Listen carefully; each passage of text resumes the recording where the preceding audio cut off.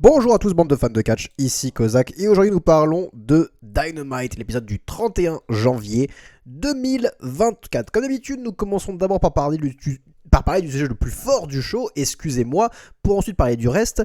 Sauf que cette semaine, je dois bien admettre que j'ai pas trouvé de highlight pour Dynamite, j'ai pas trouvé d'instant fort, de segment ou de match écrasant les autres, sur lequel on doit parler absolument avant de parler du reste.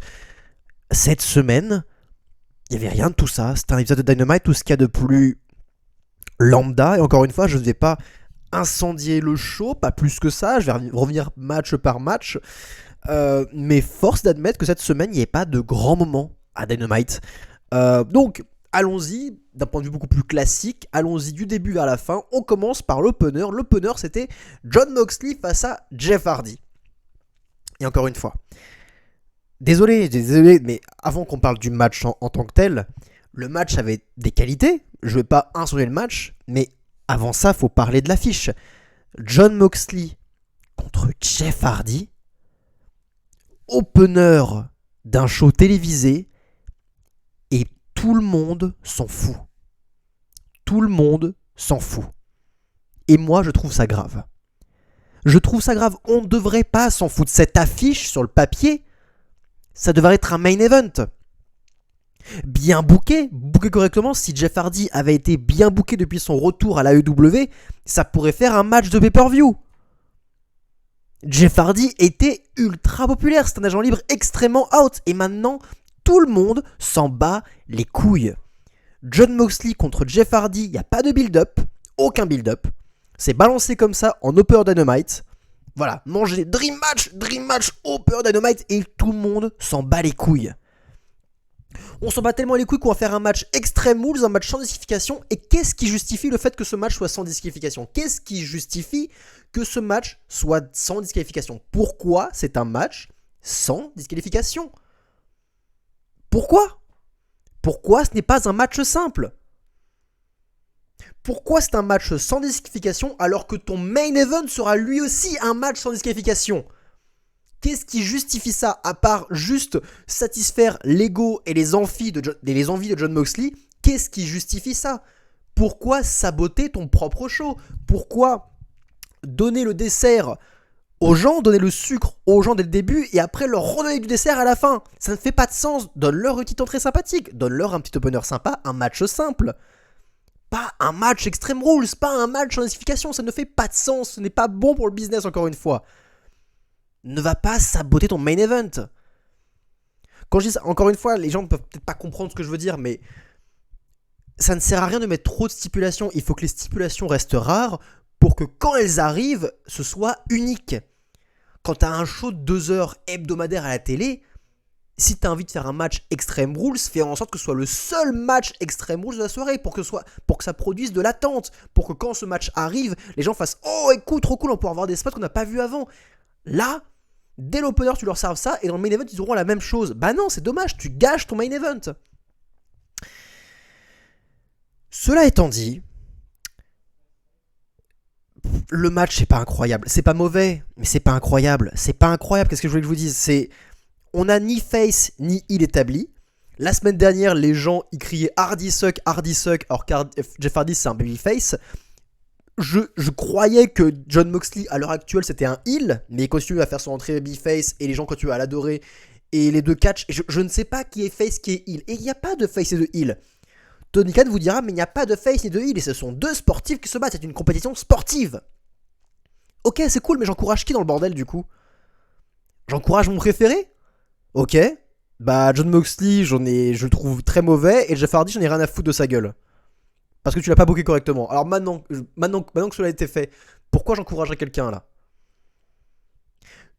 Si t'as envie de faire un booking sportif avec ni heel, ni face, juste des lutteurs over, c'est très très bien. Mais ça marcherait mieux si tes lutteurs étaient over. Putain. Encore une fois, rien de mauvais. Ce n'est pas mauvais, ce n'est pas dramatique. J'ai vu bien pire de la part de Moxley. Il n'a même pas saigné. Vous voyez, Jon Moxley n'a pas saigné. Il s'est respecté. Il a respecté la foule. Il n'a pas saigné. Jeff Hardy, elle a fait des gros botches terribles. Il a fait plutôt du bon Jeff Hardy pour son âge. Mais putain, l'affiche sur le papier, le rêve de cette affiche sur le papier. S'il y a 3 ans, vous aurez dit on aura un jour Jon Moxley contre Jeff Hardy, mais ça aurait été fou furieux. Mais fou furieux. On aurait payé pour voir ça, juste ce match-là. En main event d'un pay-per-view. Résultat d'un mauvais booking. La suite, c'était Hangman Adam Page face à Toa Liona. Qui est Toa Liona ? J'en sais rien, j'en ai rien à péter. Encore une fois, des gens que je ne connais pas qui envahissent un show dans lequel j'aimerais bien m'investir. Mais je ne peux pas puisque je ne connais pas les gens qui sont dedans. C'est compliqué. Alors, pourquoi ce match a lieu ? Parce que Swerve Strickland et Adam Page, dans ce même show de Dynamite, ont dû choisir les adversaires de l'autre compétiteur. Donc Adam Page va choisir l'adversaire qu'affrontera Swerve Strickland dans le main event, et Swerve Strickland a choisi l'adversaire d'Adam Page ici. Et Swerve Strickland a choisi Toa Liona, une sorte de Samoan, un peu dans la vibe de Solo Sikoa si vous voulez. Mais encore une fois, je ne sais pas qui c'est, et je vois ce Toa Liona péter la gueule d'Adam Page. Et encore une fois, ça aurait été mieux si ça avait été un membre du roster que je connais, dans lequel on aurait pu s'investir, que je pourrais m'investir et me dire oh putain, ce mec est en train de détruire Adam Page. Ou alors un nouveau venu du roster. Ok, on va faire une grosse impression. Swerve Strickland ramène un mec de l'indie. Tony Khan le signe juste après ça, et on voit que ce mec de l'indie détruit Adam Page. Et là on se dit ok, il y a un projet Toa Liona, on peut faire quelque chose avec lui, c'est un projet Tony Khan. Là, c'est rien, c'est juste une péripétie par là que tout le monde s'en bat les couilles et qui pose problème au futur babyface qui va affronter Samoa Joe dans le main event de Revolution. C'est... Encore une fois, c'est dommage et ça va faire branler la nouille de tous les fans qui connaissent Toa Liona. Je ne sais même pas de quelle fédération il vient, Toa Liona. Ça se trouve, il a Ring of Honor, ça se trouve, il a Ring of Honor et de base, il est signé par Tony Khan. Mais encore une fois, j'en ai rien à foutre de Ring of Honor. Je ne veux pas voir les catcheurs de la Ring of Honor porter les ceintures de Ring of Honor dans le show Dynamite. C'est anti-productif. Ça fidélise une audience qui est déjà conquise depuis le début et qui sera conquise ad vitam aeternam. Ces mêmes gens qui regardent Dynamite toutes les semaines, c'est même 800 000 personnes qui regardent la télé Dynamite, qui font l'audience Dynamite toutes les semaines. Ces mêmes gens qui continueront tout le temps de regarder Dynamite. Et que quand tu leur dis le produit c'est de la merde, te répondront oui mais c'est toujours mieux que la WWE. Ce sont ces mêmes gens. Tous les mêmes. Donc, j'ai pas forcément radé ce match. Tout ce que j'ai vu, c'est que Toa Liona ne vendait pas les coups d'Adam Page. J'ai constaté ça vers la fin. Je crois, oui, c'est ça. Adam Page lui fait un dead eye à la fin. Et Toa Liona, dont tout le monde se fout, qui ne sera pas un projet, se relève et ah. Et là, j'étais, mais putain, mais niquez votre race, sans déconner. Oh, d'ailleurs, je n'ai pas parlé, mais dans le match d'avant, Jon Moxley aussi a fait ça. Hein. Je crois qu'à un moment, Jeff Hardy lui fait un stunner. Mox se relève tout de suite et fait ah. Jeff Hardy lui fait donc un twist of fate. Il tombe par terre. Il va pour faire le saut de bombe. Il saute. Et là Jon Moxley évite et se le relève direct et fait son slipper. Genre, mais putain, mais le mec il vend rien. Putain, il ne vend rien. C'est pas possible. Et tout le monde ne vend rien. Personne ne vend. Parce que c'est Moxley qui a de l'impact dans les coulisses. Les gens préfèrent écouter Moxley plutôt que les vrais vétérans, les vrais lutteurs importants du business, qui disaient vends un peu plus, soit reste un peu plus au sol, montre la douleur et tout. Jon Moxley leur dirait non, faut être badass, faut que tu saignes et tout, tu vends rien, le mec il te fait un close là, tu te révèles et tu fais et là c'est badass. Donc personne ne vend rien dans ce show et c'est dommage. Donc c'est un match qui n'accomplit absolument rien, qui va pas rendre plus over Adam Page, puisque Toa Liona, on s'en bat les couilles. Avant de parler de la suite, je sais qu'il y a eu des vignettes avec les Young Bucks aussi, et je veux dire la même chose que chaque semaine, dans ces vignettes-là, on voit les Young Bucks qui se pavanent dans les coulisses, qui pas qui bully, mais genre qui se moquent un peu de leur staff, qui un peu les humilie quelque part. Et c'est ridicule, ils ont un look ridicule, ils parlent de manière ridicule et ils jouent de manière pathétique. Mais ils savent, maintenant j'ai constaté que ils savent que c'est pathétique. Ils montrent d'eux une facette pathétique. C'est le but. C'est le but que l'audience les regarde et fasse en mode, et soit en mode, mais ils sont nuls ces mecs. C'est sincèrement l'objectif. Là, c'est hyper clair. Les gars veulent se rendre pathétiques. Et quand je vois ça, je fais... Mais pourquoi? Parce que là, vous allez affronter Sting et Darby Allin à Revolution, quand même. Et vous voulez vraiment que les derniers adversaires de Sting soient des adversaires pathétiques? Aux yeux du public? Ridicules? Les spectateurs se moquent d'eux? C'est ça que vous voulez? Que les méchants soient des méchants dans lesquels les spectateurs se moquent? Mais qui a envie d'avoir des méchants pareils? Qui veut voir des méchants risibles? C'est nul. C'est nul à chier. je comprends pas. Les mecs sont cons, mais genre royalement cons. C'est dingue. Là, on va peut-être parler du match qui m'a le plus énervé pendant le show. Et quand j'ai vu l'annonce du match et que j'ai vu les entrées, je me préparais à être énervé. Wardlow va affronter Commander. Commander, quoi. Wardlow, le gros monsieur, le big boss, la grosse frayeur de la nouvelle faction forte de la AEW, la faction d'Adam Cole, Undisputed Kingdom, la grosse big faction, le nouveau Judgment Day. Wardlow, c'est l'homme fort du groupe. Il est là pour détruire, et il détruit tout. C'est un futur prétendant au titre de championnat du monde de Samoa Joe selon Adam Cole. Et il affronte Commander. Cette blague qu'est Commander, ce petit luchador qui ne ressemble à rien et dont toute la carrière il ne fait que courir sur les cordes. C'est tout ce qu'il sait faire, c'est courir sur les cordes. Alors il le fait bien, hein, il court très bien sur les cordes, bravo à lui. Mais qu'il fasse du cirque. Qu'il fasse du cirque et qu'il se barre du ring.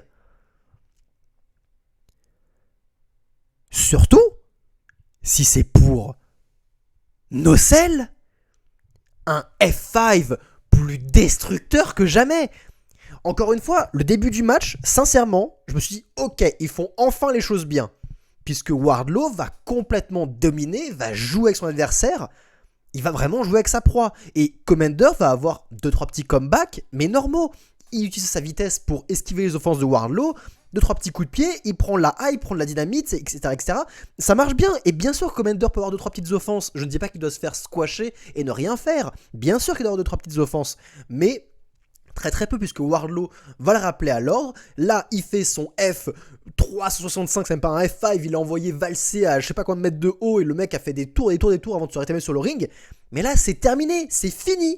Fin de Commander. Le gars a un tout petit gabarit, il doit vendre ce coup mortel et hyper impressionnant de Wardlow. Et non, le mec il roule à l'extérieur, et là il va faire un comeback. Il va commencer à martyriser Wardlow. Wardlow revient sur le ring et il va commencer à vendre un coup de couille grâce aux cordes. Et il va le survendre comme pas possible. Il va être là dans le coin du ring, il va faire j'ai mal aux couilles et tout comme ça. Et il ne va pas bouger, il va rester dans cette position longtemps. Il va rester dans cette position pendant, je sais pas, 10-15 secondes. C'est énorme. Commander a monté sur les cordes et va commencer à courir sur les cordes, etc. Et je suis en mode, mais putain, mais. Non, quand t'es un monstre comme Wardlow, tu ne laisses pas une petite merde qui ne fera jamais rien dans le business te ridiculiser à ce point, putain. Le match aurait dû se terminer avec ce F5 interstellaire. Commander se serait un petit peu défendu, mais bien évidemment qu'il peut rien faire face à Wardlow, et ça portera même plus de choses à Commander de le voir se faire rétamer pour que dans les prochains matchs, il fasse plus de choses, qu'il monte plus de machins, qu'il soit plus combatif. Ce sera même mieux pour Commander, ça aurait été mieux qu'il se fasse plus martyrisé par Wardlow, plus humilié par Wardlow, ça aurait été mieux pour lui, parce que ça aurait été plus logique. Donc évidemment, après que Wardlow est comme pas possible, il finit enfin par reprendre du poil de la bête, il fait un gros powerbomb, et d'ailleurs il se boite un petit peu, et j'ai eu peur pour sa jambe, je crois qu'il a eu... Son genou a dû popper, il s'est un peu plaint à la fin du match, clairement je pense qu'il s'est fait mal, j'espère que c'est rien de grave.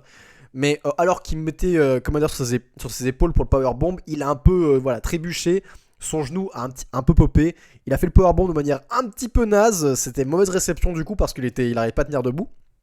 Il a fait le tomber pour la victoire. À la fin, on a un face-off avec Orange Cassidy et les Best Friends, dont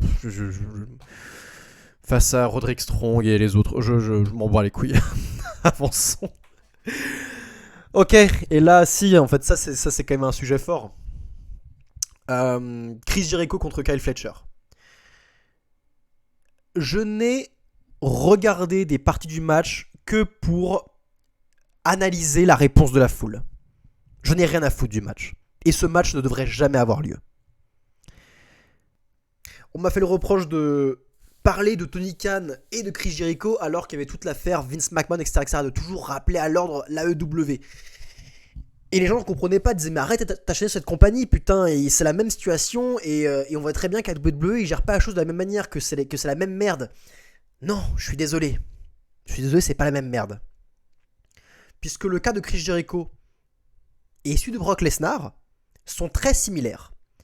Parce qu'il n'y a pas de fait approuvé quant à Chris Jericho et Brock Lesnar, mais il y a de grandes chances que les deux soient coupables de quelque chose de grave.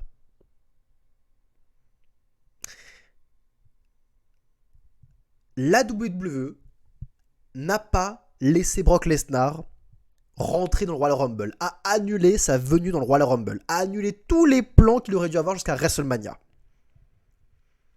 C'était la réponse directe quant aux rumeurs sur la culpabilité de Brock Lesnar. Ils ont réagi. Et Brock est une méga star. Et il n'était pas au Royal Rumble. Pourquoi depuis l'annonce, le scandale Chris Jericho, pourquoi Chris Jericho est chaque semaine à la télé, diffusé à la télé chaque semaine dans le rôle d'un babyface? Pourquoi? Parce que là, ça pose problème, qu'on soit bien d'accord. Ça pose problème. Certes, des deux côtés, le patron, Triple H et Tony Khan, ne commentent pas le scandale. Et ça, c'était très maladroit de la part de Triple H. Extrêmement maladroit de sa part de ne pas avoir plus commenté le scandale. Mais ce qu'il y a de plus scandaleux, je trouve, c'est que ce putain de Chris Jericho qui est au cœur de tous les putains de scandales de la WWE soit diffusé chaque semaine et que je sois censé acclamer ce putain de mec qui a potentiellement fait une dinguerie à Kylie Ray. Et je ne sais pas ce qu'il a fait puisque tout le monde ne dit rien, personne ne dit rien. Alors personne ne sait ce qui s'est passé. Non, je suis désolé, c'est scandaleux. Ça, je trouve ça littéralement scandaleux. Que je vois Chris Jericho chaque semaine diffusé à la télé alors qu'il est potentiellement un agresseur sexuel, je trouve ça scandaleux. Sincèrement. Alors oui, je le redis, quitte à vous froisser, mais je trouve sincèrement que la WWE gère mieux ce genre de situation que la AEW. Excepté l'énorme maladresse de la réponse de Triple H. Ça, c'est une énorme maladresse. Je ne peux pas le nier. Au final, il gère quand même beaucoup mieux la situation que cette compagnie-là. Passons, je vais pas plus parler de Chris Jericho, ça m'énerve.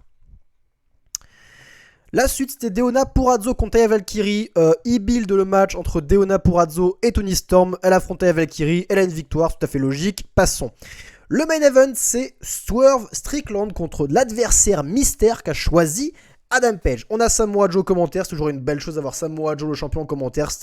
C'est clairement le meilleur talent de la AEW à l'heure actuelle. Samoa Joe, c'est mon amour, je l'adore comme pas possible, il est fantastique Samoa Joe.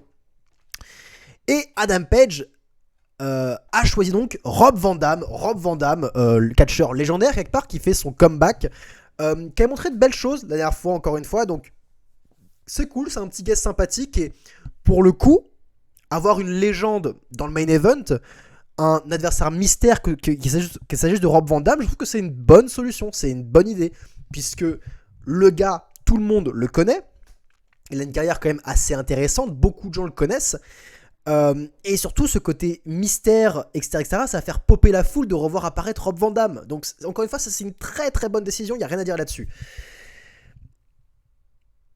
Mais là, Adam Page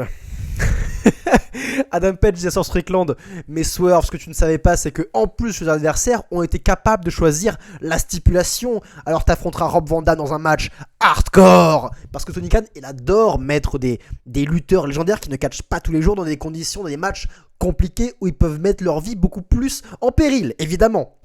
Donc match hardcore pour la seconde fois du show, puisqu'on a déjà eu un match Extreme Rules au tout début du show, donc Jon Moxley et Jeff Hardy ont un petit peu saccagé le main event, parce que les deux vont encore s'affronter avec des chaises, avec des objets, il n'y a pas de décompte à l'extérieur. C'est pas un match de catch, ou est-ce que je veux dire, c'est un combat, les deux vont se foutre des mandales et des coups très agressifs, et Rob Van Dam va faire une superbe démonstration par rapport à son âge, de très très belles prouesses athlétiques, et j'ai beaucoup aimé ce qu'il a prouvé sur le ring, plutôt à l'extérieur du ring vu que c'était un match Extreme Rules, genre à un moment son saut qu'il a fait, son coup de pierre tourné avec, sur la chaise que Swerve tenait à l'extérieur du ring, c'était magnifique, enfin beaucoup d'offenses très très belles, il n'y a pas de souci à ce niveau-là, j'apprécie beaucoup Rob Van Dam, très très bon lutteur. Mais putain, pourquoi 2 matchs hardcore? Pourquoi tu saccages ça? Pourquoi tu fais ça, Tony? Putain, c'est dommage.